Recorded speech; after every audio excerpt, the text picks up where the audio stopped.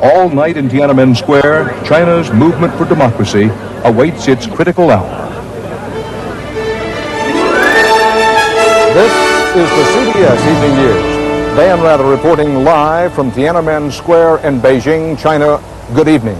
Another night of living dangerously is over for the hunger strikers here in Tiananmen Square. They are still here. The army is not. Incredible. China's communist hardliners are finally in control of the government and the party, and they have called out the army in yet another desperate bid to break the back of the mass movement for freedom and democracy and reform. After weeks of government paralysis, while students took over the streets of Beijing and moved their protest into a national movement, soldiers are now massing to move against the protesters camped right here in the center of Beijing. The problem is the army has been massing for hours and it still is not here. It's now Saturday morning in Beijing, a week after the start of a hunger strike that threatened to bring down the government. There is a feeling of ecstasy in this square at the moment because the hunger strikers expected that the army would be here by now, and that they would be out. That hasn't happened. The square is filling back up again now with supporters, and the hunger strikers, their view is that the army is stymied, the pendulum is swinging back their way, and that again they have the government on the run. Now, this sequence of events began in the middle of the night. Premier Li Peng, the hardline ally of 84-year-old Deng Xiaoping, declared a modified form of martial law for Beijing to end what he called a state of anarchy.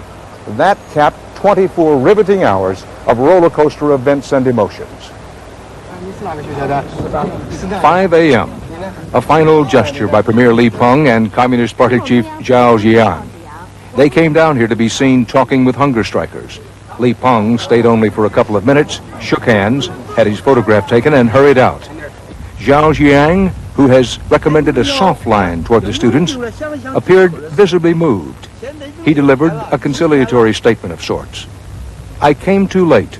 I should have come earlier," he told the students. He promised them the government will not end its dialogue if you end your strike. Zhao signed autographs, but when he left, the students gave the visit at best mixed reviews. With the pre-dawn visit, the government and the party had gone as far as they would go. Dawn, 6 a.m., 7th day of the hunger strike. Apprehension is in the air. Things are different. The crowds began to get a bit smaller. Mid-morning, 10 a.m., the square looks and smells more and more like a garbage dump. And as the day wears on, the mood goes steadily down.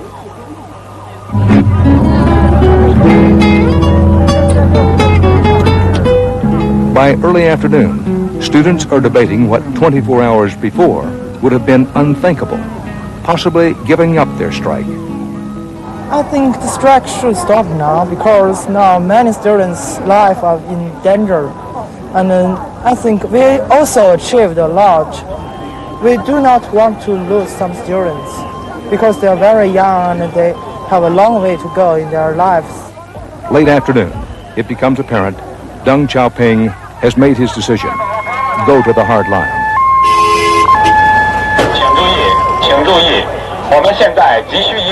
7:30 p.m. The government and the party make their moves.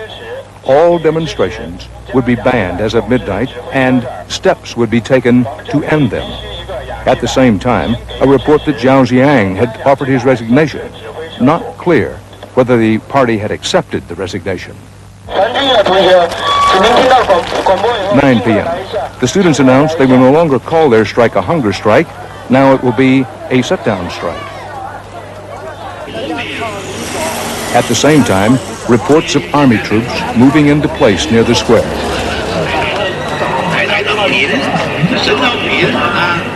It's 11 o'clock at night. The grapevine has been busy. Word has spread that the Communist Party secretary may be out, that the army may be moving in here.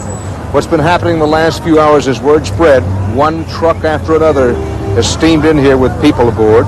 We've seen a number of trucks commandeered on the street. Sympathy, people saying, let us have your truck, or just taking the truck so they can get to Tiananmen Square. The sense is that something's up, and whatever it is will happen before dawn. 11:30 p.m. Half an hour to go until the midnight deadline. Protest leaders call a meeting in the square. An intense discussion. A vote yields no decision. Midnight. The deadline passes. More reports and rumors of troop movements. Many close by. 12:30 a.m. Premier Li Peng appears on radio and television, speaking to an audience of top officials and, over loudspeakers, to the crowds. He says anarchy and riots are threatening the state, threatening to wreck the economy. He blames it on a small group of conspirators trying to overthrow communist rule. He declares a kind of martial law to put down the protest. Those listening on loudspeakers jeer and begin to chant, "Li Peng, come down. Li Peng, come down."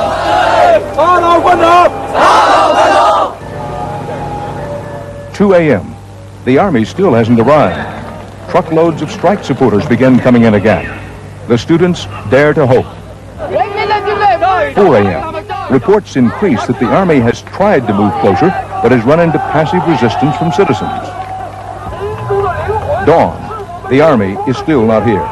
A policeman rides into the square, announcing, "I represent all of the police of Beijing. We support the students. We support the people. Long live democracy. Long live freedom." The leaders must be brought down, he says.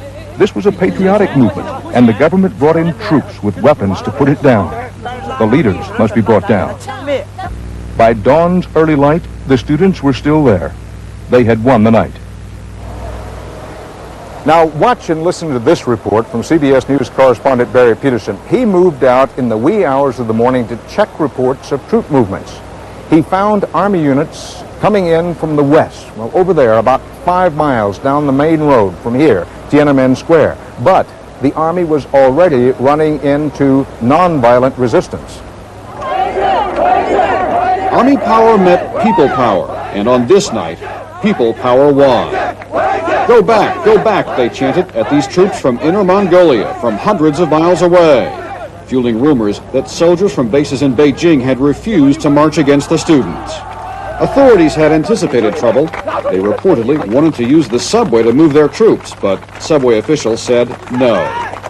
The commander and his men seemed stunned, speechless, unsure what to do next, and with cause. Never in China's 40 years of communism has its army been so openly defied. Workers from a piano factory draped their protest banner across this army truck. No matter what the Central Committee says, this is a great patriotic movement, she says. The students are the hope of our country. Our party must not make any more mistakes. We are very unhappy. The people you are trying to crush are ordinary people, she screams. You're the ones who decided to do this, he shouts. I'm a student. I'm definitely not going to let you go.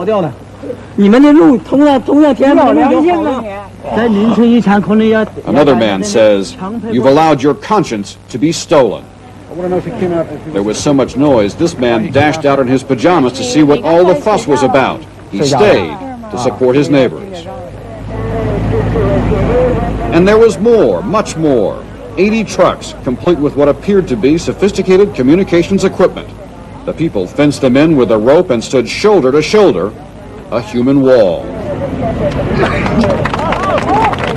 The soldiers are here because these people have used the only weapon they have, themselves, to stop this convoy dead in its tracks.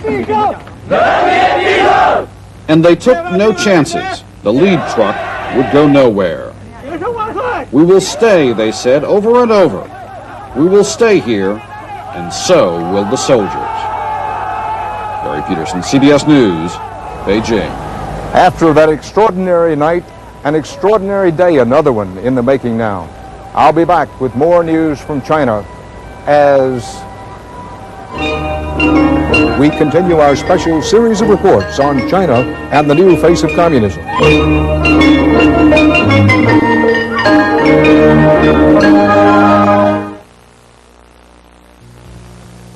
We're taking the new road, we're taking the olds. Mama and me were traveling in style, mile after country mile. This is the new generation of old. A great new look Cutlass Sierra. This is not your father's Oldsmobile. It's for mamas. This is the new generation Ford. Get up to $800 cash back or 2.9% financing on any new Cutlass Sierra. Originally, I was taking aspirin for my headaches. Aspirin would sometimes irritate my stomach, and I called the doctor, and he told me to try Tylenol. It wouldn't cause the stomach irritation that aspirin can. Tylenol really worked for me. It got rid of my headaches. I didn't have any problems after I took Tylenol. Lana Carson trusts Tylenol. Its pain reliever is in a class by itself. It's a wonderful pain reliever for me, and it works great. It's Color Tile Savings Celebration. We've just opened our 700th store, and to celebrate, every Color Tile has incredible savings on every ceramic tile, every vinyl floor, every wall covering, even new color carpet. Sale ends Sunday at Color Tile. Gas pain, bloating. Gas-X has the strongest, fastest relief ingredient. Painful gas is like beer bubbles. Add the leading antacid. Add Gas-X. Only Gas-X gets rid of the gas. The strongest, fastest reliever for gas pain and bloating. Gas-X. It has been almost 12 hours now since the government signaled that it was cracking down, that a crackdown was definitely coming. So far, the movement has held together. Bob Simon reports how they got through the night. Melancholy music had taken the place of the passionate rhetoric coming from the speakers the day before. Out beyond the flags, there were no more trucks, no more parades, no more supporters. The students were alone, the soldiers were on their way. It looked like the Beijing spring of '89 would be over within hours. Are you frightened? Are you scared? Yes. When night fell and the invasion seemed imminent, student leaders started giving orders. No violence, they said. That's the first priority. If you're beaten, don't beat back. All weak students leave immediately, they ordered. There was a flurry of ambulances. And then word started getting through. The People's Army was being blocked by the people. The mood began to shift. The crowd began to swell. The speakers announced new and unimagined kinds of victories. Army tires being slashed. Subway workers refusing to transport soldiers. Big Brother had tripped, apparently. Who's a paper tiger now? The fear disappeared in the cold night air.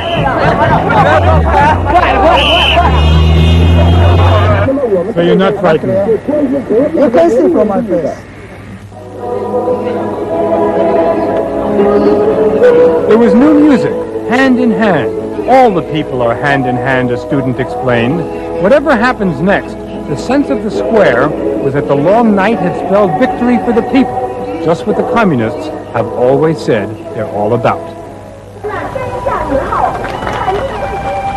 With me in Tiananmen Square is veteran Beijing correspondent John Sheehan, whose insights have been so helpful this all week long, and he and Bob Simon have been out here in Tiananmen Square all evening long.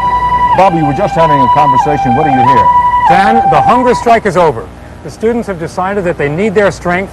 They can't fast anymore. In fact, we also heard from a student that several hundred military vehicles are heading towards Tiananmen Square right now. This is one report. But the students have been convinced all night that if they got through the night, that the people of Beijing would flood the square in the morning and prevent the army from coming in, making it not only politically embarrassing, but impossible, logistically impossible. Well, underscoring, John, that we don't know that that armored column is actually near the square. That's what we hear. Where does this go from here? What we do know is that troops have been stopped down here to the east, and that those troops had been shipped to Beijing from Sichuan province, a long way away. The troops were stopped. There was 13 truckloads full of troops, about 2 companies, and reportedly went over to the side of the people. Dan, this is a very dangerous situation. In 1976, there was a similar incident here when the army came in to put down the Red Guards. Some of the soldiers sided with the Red Guards, others did not, and this country came very close to civil war. Bob, the hunger strike is over. They're still here, the protesters, but they've ended the hunger strike. Yes, Dan, and a Western diplomat just passed by and said, looking with astonished amazement at this scene, said they'll never put this genie back in the bottle. I think that doesn't require that much imagination right now. In fact, being here, it seems that the status quo is more difficult to imagine than profound change. There will be change. Thank you, Bob and John. I'll be back in a moment with the day's other news, and then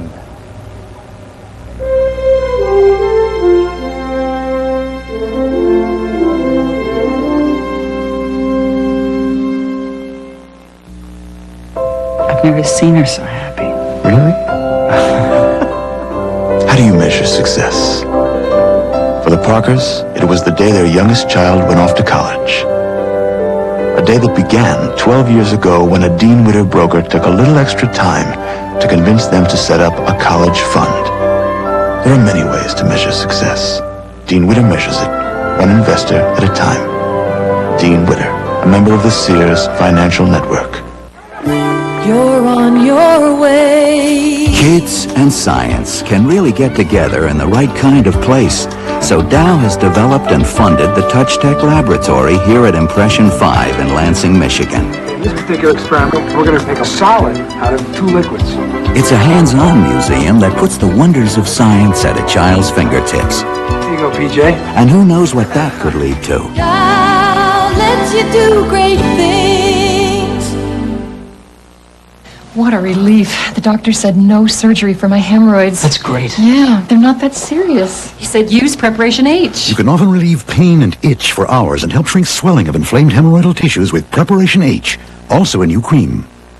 Good friends and good food, but my stomach aches. My party and my Lanta too. Double strength Mylanta 2 with nearly double the acid neutralizing power of any leading regular strength brand. Because my life takes my Lanta too. as we check out the report about that armored column being not far away here in Beijing, China, other news. 12 days after the fraud-racked and now nullified presidential election in Panama, dictator Manuel Noriega is going out in public and on the offensive. His target, the United States. Juan Vasquez is our man in Panama City. Under increasing pressure from all sides, Noriega made a bold counterattack. First, he staged a political rally where he was hailed as the defender of the national interest against U.S. imperialism. It was his first public appearance in more than 2 weeks. He tried to appear confident, in control, a man surrounded by friends and well-wishers. At the same time, General Noriega moved on another front to hit the U.S. where it hurts, by trying to weaken security at the U.S. Embassy. At least 15 members of a private security company employed by the embassy have been rounded up by Noriega's forces. The government says the company's under investigation. Caught by surprise, the U.S. is worried about the questions they are being asked. What are the posts which are manned? What are the hours in which they're manned? How are they manned? What radio procedures are used? What transportation system is used to get guards from post to post? In other words, the nuts and bolts of how they operate. Meanwhile, the last elements of the U.S. military buildup arrive via the Panama Canal. For the moment, they are restricted to U.S. bases. Juan Vasquez, CBS News, Panama City. The investigation into the gun turret blast that killed 47 aboard the USS Iowa last month has reportedly taken a new direction. CBS News Defense Department correspondent David Martin reports it now includes a criminal investigation. Investigators attempting to determine what caused this explosion aboard the battleship Iowa are examining the possibility that this was not a tragic accident, but a horrible case of murder. 2 of the crew members in gun turret number 2 had taken out life insurance policies more than a year ago, naming each other as beneficiary. The policies were worth $50,000, but paid double in the case of accidental death.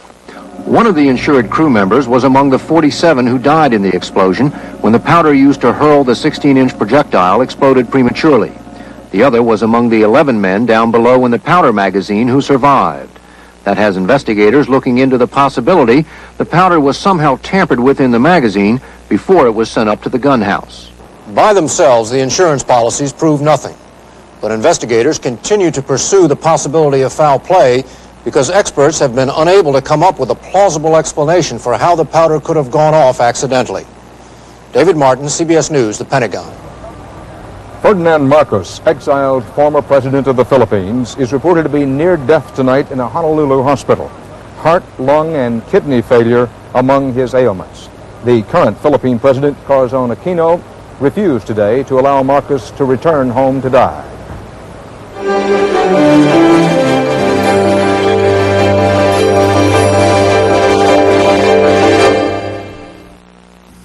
Constipation plus hemorrhoids twists you in knots. Try Haley's MO, the gentle laxative plus a soothing ingredient, so it lubricates for easier relief. Haley's MO, the laxative even gentle enough for hemorrhoid sufferers. I used pressure-treated lumber and still have expensive water damage. Why? Even treated wood needs Thompson's Water Seal. It penetrates to protect wood, brick, and concrete from water damage. Thompson's the first name in lasting protection. It took 2,000 years, but a revolutionary discovery is changing the way men think about coloring their gray hair. It's called Just for Men, from the leader in men's hair coloring. Simply apply Just for Men, and in 5 minutes, shampoo out. Your gray is blended away, leaving your natural-looking color. 5 minutes. Here, look at me. Just for Men leaves your hair looking healthy and fuller, and it won't fade or wash out. Just for Men, in the men's hair care section.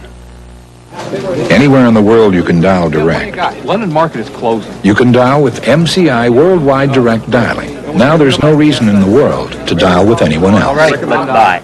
MCI, we are the better long-distance company. With low back pain, every step shoots pain. Up here. Know what helps? Clinically proven Back Guard, a shoe insert. Watch how it absorbs foot shock to relieve low back pain. Amazing. Something down here can help up here. Back Guard from Dr. Scholl's. A quick update.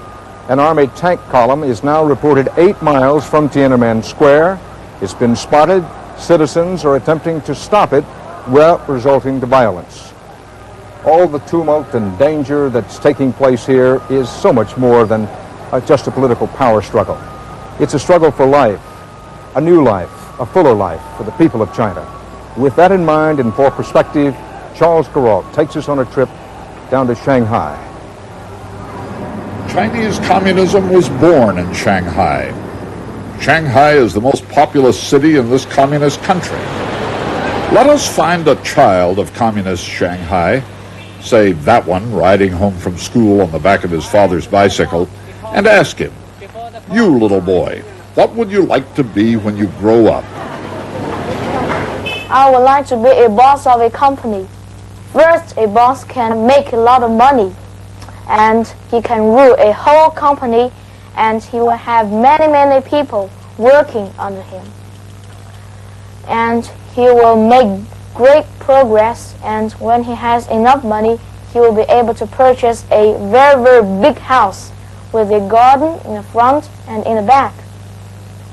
And he will have a German car and everything that a millionaire should have. Meet Tong Zhe, who just turned 12 years old and who doesn't seem to have heard that under communism, profit used to be a dirty word. Profit, complicated, isn't it? But I think now it's not a dirty word, it's a clean word. Profit is a clean word in China these days, and Tong Zhe's parents are not raising him to be some little cog in a big communist wheel. She says, "In our youth, my husband and I were forced into the countryside to work as peasants. We lost our chance for a good education and prosperity. So now all our hopes and desires manifest themselves in our son. You must study everything," she says. "You must study English, you must study music. Also, you have to learn proper thought and morality and how to make contributions to society. Mother wants you to be a Renaissance man."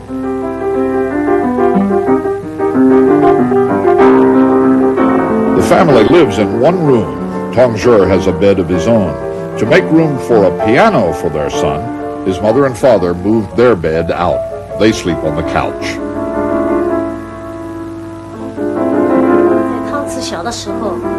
She says, "Once Tong Zhe told me, 'Mother, I want a bigger room. Ours is too small.'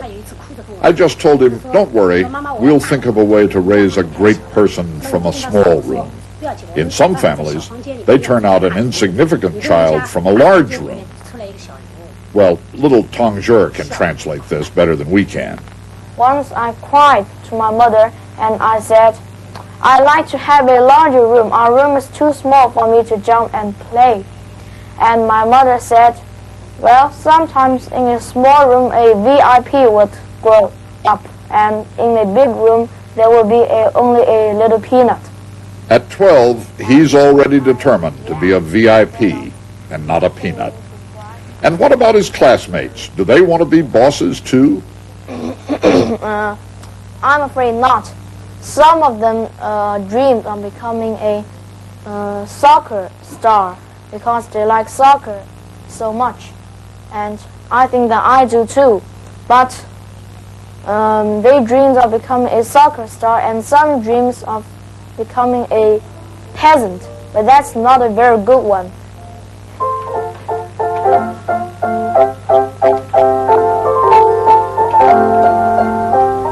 In a country which only a few years ago tried to banish all Western influences, in a room above a back alley in Shanghai, a little Chinese boy wearing a New York Giants football sweatshirt is practicing his Mozart and planning his life. I will make a long trip through the whole world, and I will see all those famous places such as the Statue of Liberty and Golden Gate Bridge, Broadway. And so I think I would like to be a boss. Back here in Beijing, the Army is maneuvering on the outskirts of Tiananmen Square. The student protesters are hanging in, hanging tough. We'll continue to monitor this story. We'll have special reports for you on this CBS station when they are warranted. We hope to have a report in your late local news tonight. We hope you'll stay tuned as these days of awe in China continue. For now, Dan Rather and the CBS Evening News. Today's X-Lax are good morning, guaranteed. Good morning. Good morning. Good morning. X-Lax is the sure way back to natural regularity. Good morning. Medical experts agree. X-Lax actually restores the level of natural fluid in your system, so your body can work the way it should work, naturally. Good morning. Good morning. People just can't remember feeling this good. Today's X-Lax, the sure way back to natural regularity, guaranteed. One of the problems of living in the land of plenty is that there's plenty left over that must be burned or buried or dumped at sea. An exception is the recyclable aluminum can. Today, over half the aluminum cans produced are being recycled. No other beverage container comes close to that record. Not glass, not plastic, and not steel. Recyclable aluminum can. In the land of plenty, it's a notable exception. I had a heart attack. I'm doing fine, and now I know the importance of a low-fat, low-cholesterol diet. Fleischmann's has zero cholesterol. Zero. I changed after my heart attack. What are you waiting for? Fleischmann's. It does your heart good. Friends acting funny? Maybe it's your breath. Try a Milk-Bone mint-flavored dog biscuit. Mint-flavored biscuits help scrape away food particles and plaque with the cool taste of mint that everybody loves.